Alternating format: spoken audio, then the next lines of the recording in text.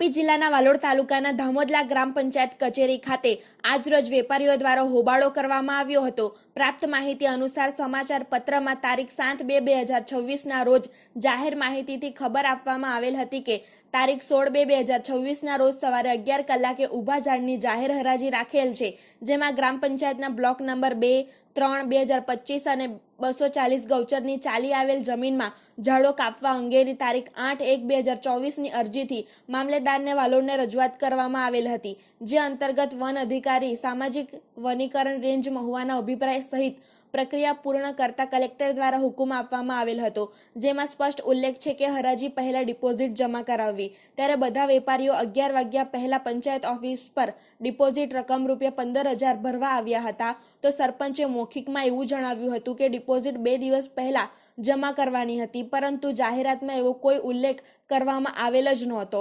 ત્યારે ધામોદલા ગ્રામ પંચાયતમાં સરપંચ અને તલાટી દ્વારા હરાજીમાં આવેલ વેપારીઓને ગેરમાર્ગે દોરીને setting.com કરવાના ચક્કરમાં હતા તેવા આક્ષેપો પણ થતા જોવા મળી રહ્યા છે। જોકે આ મામલે વેપારી મંડળે તેનો વિરોધ નોંધાવ્યો હતો, જે ગ્રામ પંચાયત કચેરી ખાતે હોબાળો થવા પામ્યો હતો। ત્યારે આખરે ગ્રામ પંચાયત દ્વારા હરાજી રદ કરવામાં આવી હતી।